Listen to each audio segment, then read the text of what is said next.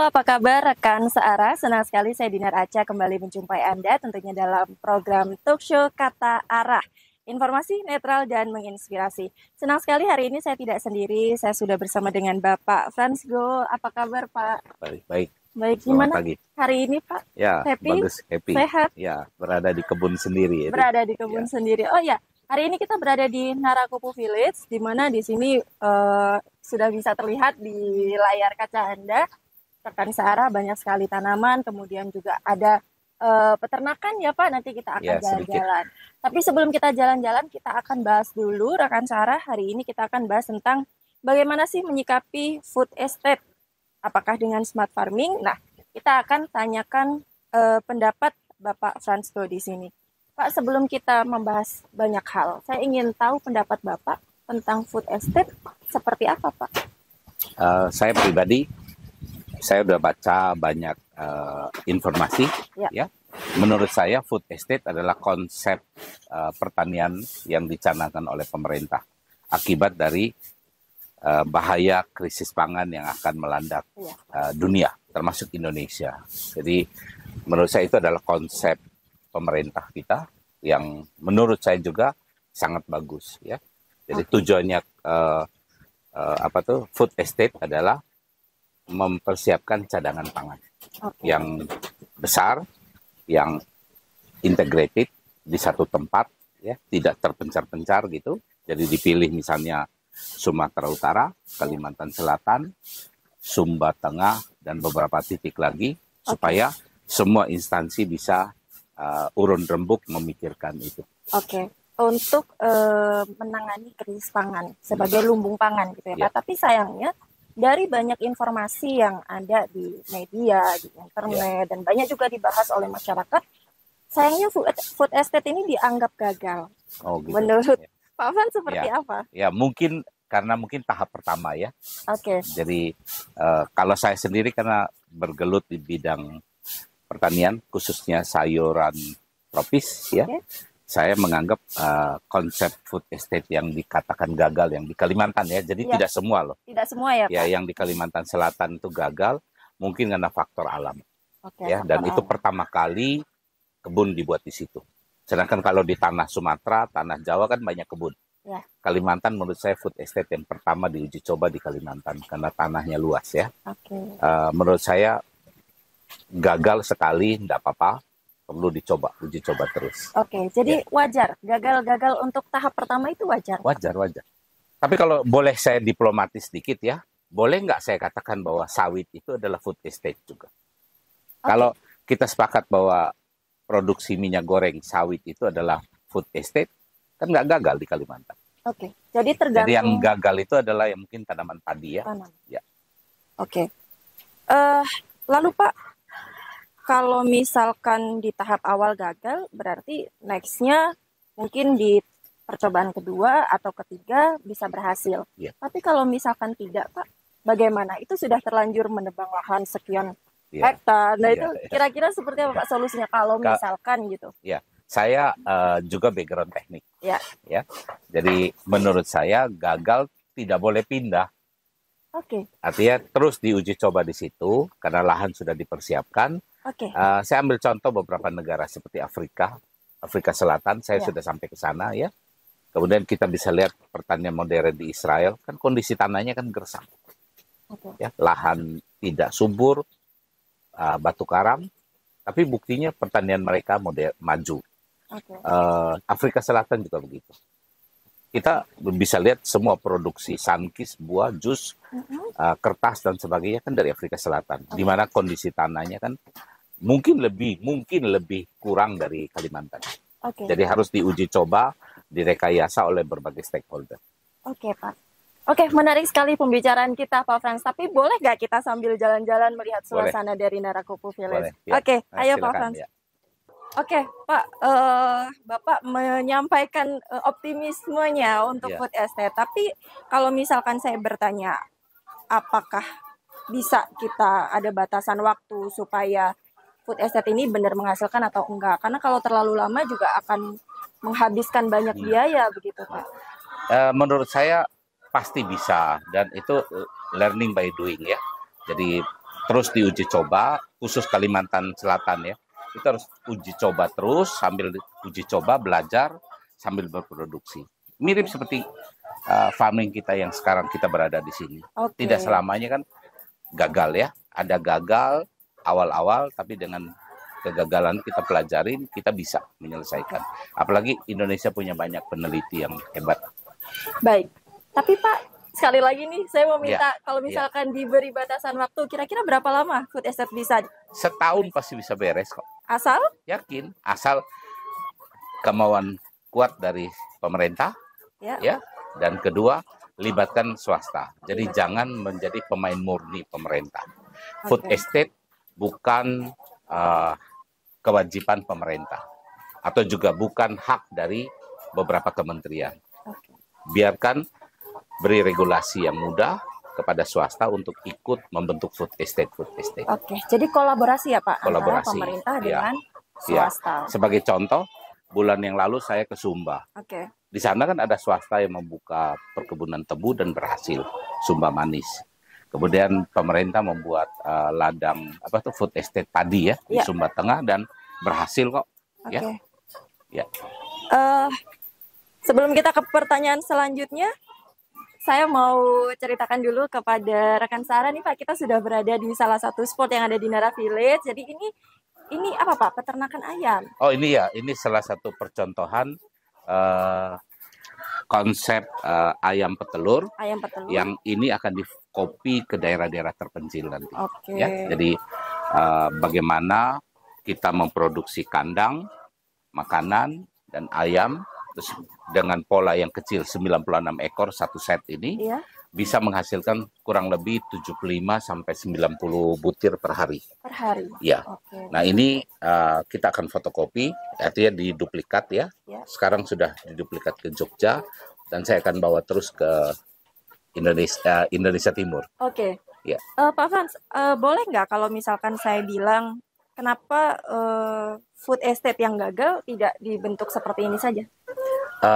Nanti lihat dari pola kategori yang mau diinginkan pemerintah ya. Misalnya kalau memelihara ayam petelur, sebaiknya mendekati kota Jakarta atau kota besar. Kenapa seperti Tidak bisa dengan Kalimantan karena biaya transportasinya. Ya itu harus dipertimbangkan. Jadi mungkin kalau Kalimantan lebih ke hortikultura seperti beras, jagung, karena biaya transportnya dengan kapal bisa 3 hari, 4 hari itu tidak masalah. Kalau telur, daging kan harus butuh waktu cepat. Setengah hari, sehari harus tiba. Gitu. Solusi lain Pak untuk smart farming tadi, kalau misalkan tidak bisa seperti ini, tadi Bapak kolaborasi. Selain kolaborasi apa lagi Pak? Tadi yang disebut sama Mbak Dinar itu smart farming itu yang saya suka. Jadi food estate salah satunya untuk mendukung supaya food estate berhasil itu smart farming. Yaitu pertanian seperti ini atau peternakan atau ikan dikawinkan dengan teknologi. Itu yang disebut smart farming ya. Digital, itu akan menambah efisiensi, terus menurunkan tingkat kegagalan. Termasuk sampai dengan di hilir, kita menanam seperti ini berdasarkan kebutuhan di kota. Jakarta butuh berapa, kapan kita harus tanam. Karena kita udah tahu umur tanaman sayur berapa hari, ya, umur ayam ini berapa hari. Jadi kapan kita harus nanam, kapan kita harus kirim sesuai permintaan. Itu disebut smart farming. Masuk dalam kategori itu. Nah, smart farming ini akan kita kulik lebih dalam ya rekan Sarah, Pak Frans. Tapi boleh nggak kita sambil jalan-jalan? Boleh lagi, kita jalan lagi. Kita jalan-jalan, ini saya mau menunjukkan kepada rekan Sarah. Silakan. Ini banyak banget ternyata jadi, panennya ya. 75, ini 96 ekor menghasilkan saat ini ya, menghasilkan 75 butir per hari. Kemungkinan kita coba dengan berbagai cara, mungkin dengan makanan dan teknik pemeliharaan, kita coba ke target 90 per hari. Luar biasa. Mari kita lanjut ke lokasi berikutnya.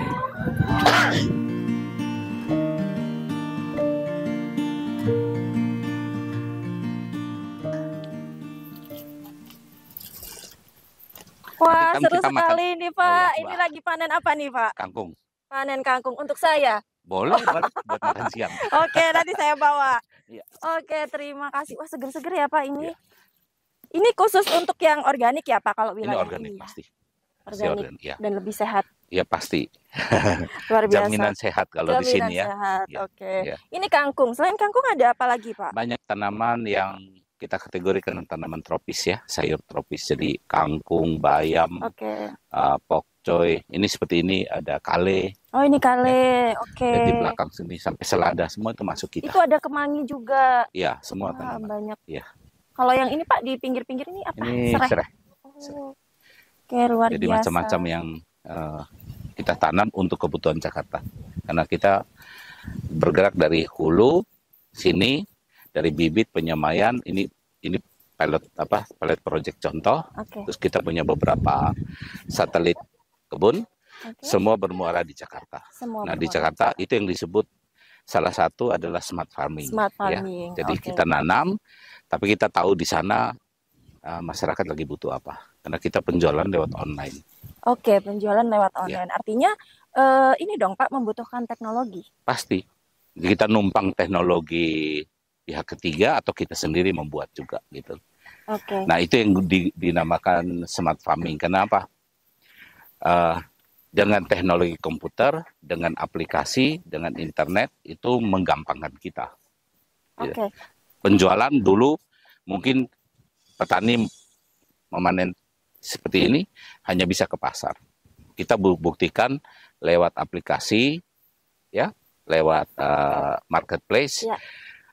Orang di tengah kota bisa mendapatkan sayur ini dalam tempo mungkin 30 menit 1 jam. Ya, kita pooling kita ini di Menteng, Jalan Kendal yang kita namakan sayur Kendal. Nah, itu bisa orang bisa berbelanja apa saja lewat internet.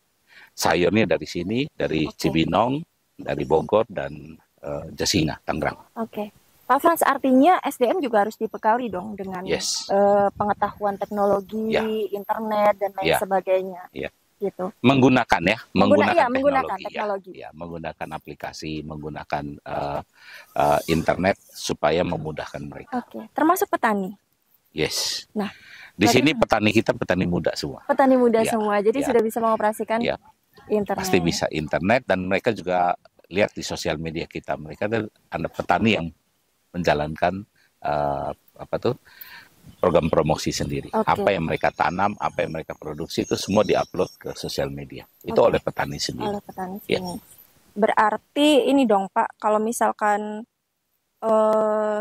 SDM yang belum menguasai teknologi harus kita kejar itu. Ya, lewat program pemerintah ya, mungkin dari pendidikan vokasi.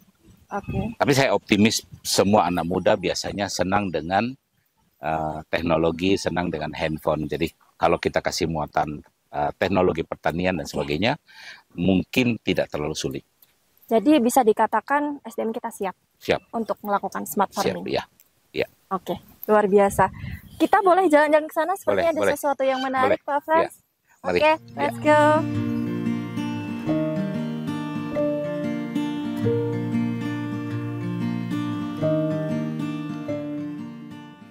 Oke, rekan searah, saat ini kita sudah berada di spot utamanya ya Pak dari Narakopo Village, yaitu apa nih Pak, kebun rusa? Ya, ini Taman Rusa. Oh, Taman Rusa. Oh ya, taman ya, bukan kebun. Taman Rusa. Terus ada ini memang favorit Bapak atau seperti apa Pak? Binatang kesayangan saya dari sejak SMA. Jadi ini tadi begitu Pak Frans masuk, rusanya sepertinya kenal loh, jadi langsung diikutin ke sini. Pak Frans, sebelum kita closing karena kita terbatas sekali durasi, ada nggak pesan dari Pak Frans mungkin untuk generasi muda kita atau SDM di Indonesia supaya lebih aware, lebih perhatian dengan pertanian? Ya, simpel aja. Pemerintah kan sudah memberikan warning bahwa Indonesia membutuhkan cadangan pangan, mengingat jumlah penduduk yang akan bertambah sampai 300 juta di tahun 2045. Statement saya yang diminta Mbak Dina cuma satu, anak muda, ayo jadi petani milenial. Kita bisa. Jadi petani milenial dan pasti bisa. Pasti bisa. Supaya Indonesia jadi sejahtera. Oke, Indonesia sejahtera dengan adanya petani-petani muda gitu ya. Jadi untuk teman-teman, rekan-rekan semua milenial atau mungkin Gen Z yang nantinya akan menjadi generasi penerus bisa mulai tertarik gitu ya Pak dengan dunia pertanian, peternakan dan lain sebagainya.